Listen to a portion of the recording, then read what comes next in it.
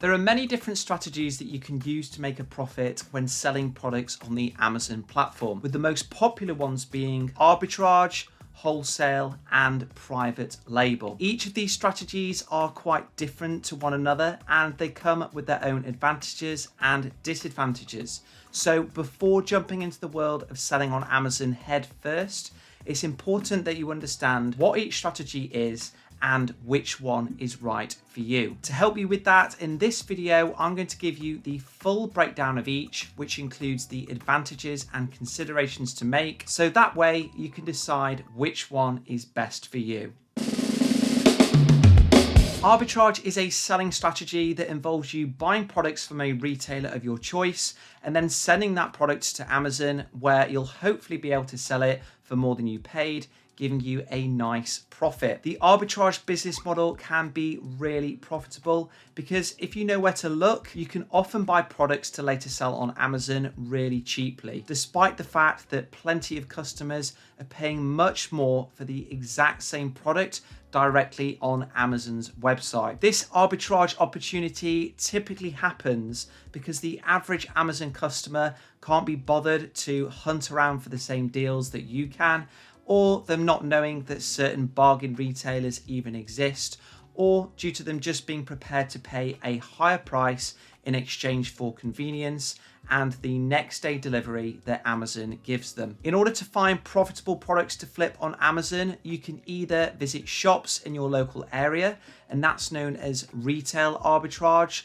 or hunt for deals online, and that's known as online arbitrage. The main advantage of arbitrage is that you can get started with just £100 or $100, which you'll use to buy the products that you'll later sell on Amazon. Given that you're going to be selling other brands' established products, other advantages include that you don't need to learn about how to advertise or put a listing description together, and that's because more often than not, customers are searching directly for the branded product that you're selling, and the listing has already been put together previously by the brand owner. Whilst it is possible to make huge amounts flipping products for a product using the arbitrage model, the main disadvantage with this selling strategy is that it can take up a bit of your time hunting around for deals which you may not necessarily find. It's also not as scalable as other selling methods, particularly given that retailers may limit how many units you can buy at a time, and once the retailer does sell out of any clearance items, they may not choose to restock. That said, if you have a low amount of startup capital, arbitrage is a great way to build up funds before switching to one of Amazon's other selling strategies.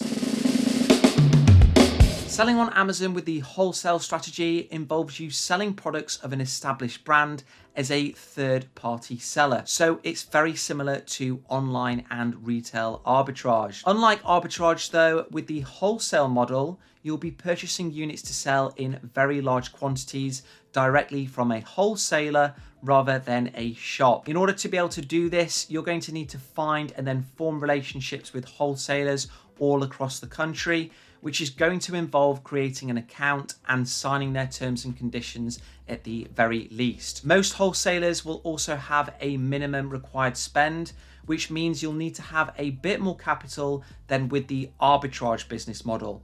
Ideally at least £1,000 or $1,000. In terms of the amount of profit that you can make with the wholesale business model, well, margins per product are likely to be thinner than with products that you may be selling with online arbitrage. But as you're likely to be selling a much larger amount of units overall, the business is more scalable, meaning it's easier to make bigger profits in total. One of the most challenging parts of the wholesale strategy is finding a wholesaler that wants to work with an Amazon seller. Due to high levels of competition and sometimes a reluctance to work with Amazon sellers altogether, finding a reputable wholesaler that offers a decent amount of products can be a difficult, if not impossible, task. And because of this, some Amazon wholesaling experts say the best way to get your foot in the door is to lie to the wholesaler and then tell them that you'll be selling in a shop or another platform that isn't Amazon. And that doesn't exactly sound sustainable, does it? Let's say though that you do manage to find a wholesaler willing to work with you and they're able to offer you lots of branded products that you can sell on Amazon with a healthy profit margin, provided that the product that you want to sell has got sales demand and you've got permission from the brand to sell if applicable. Then if the product's already on Amazon, there's not really much additional work required from you, as you don't need to build a brand, create a listing, or advertise. Sounds like easy money, right?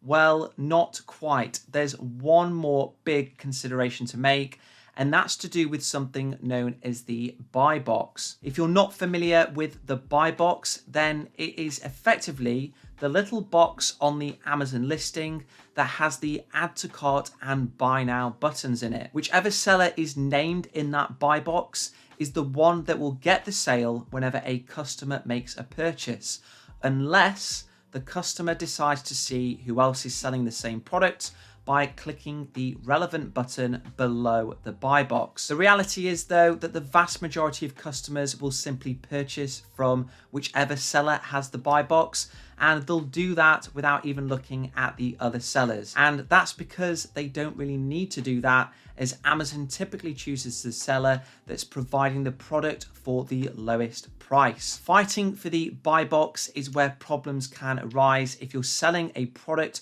that is in high demand that others can also source easily from other wholesalers. So for example, let's say you purchase 1,000 units of coffee pods from your wholesaler, and according to your calculations, you're going to have a 15% profit margin if you sell it at its recommended retail price.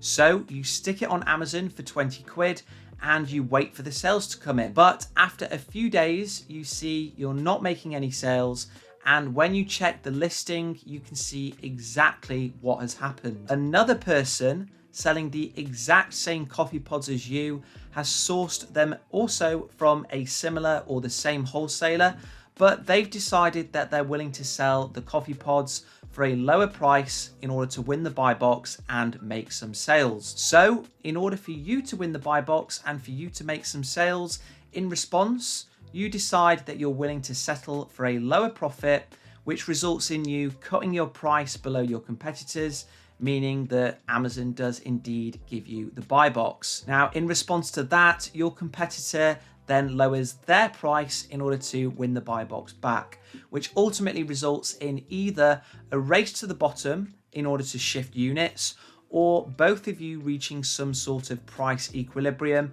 and settling for far fewer sales and profit than you originally anticipated. Now, imagine this situation, but instead of competing with one seller for the buy box, you're competing with 20 or 30, and you've all got 1,000 units of one product that you're looking to sell. Whilst that example may be an extreme one, it hopefully highlights the importance of checking for buy box competition before deciding what product you want to purchase from a wholesaler. Now, sharing the buy box also applies if you're doing arbitrage, but arguably it's going to happen less frequently if you found a deal that gives you a great profit margin that not many other people know about. So sharing the buy box is a huge consideration that you'll need to take into account if you want to consider the wholesale selling strategy.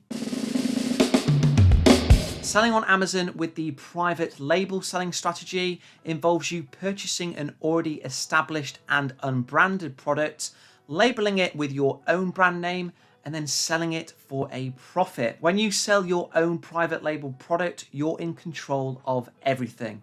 And that includes the product's specification, its packaging, its instructions, and anything else that you can imagine to do with how it looks. The main benefit with selling private label products is that you can sell a product that is completely customized to your own tastes. And you can do that without having to spend huge sums of money on research and development. In fact, all of the inventing has already been done by the manufacturer. How easy is that? Research has proven that people love and value brands, and that brings with it a whole host of benefits to people looking to do private label selling. And that includes being able to charge premium pricing and build a loyal customer base that refers business and looks to buy everything that the brand offers. The biggest advantage with the private labeling selling strategy is that in addition to receiving profits every single month from all of the sales that you make, as each month passes and as your profits grow, so should the appeal and the valuation of your Amazon business to an investor. Unlike the other selling strategies on Amazon, with private labeling, you're not building somebody else's business by selling their branded products.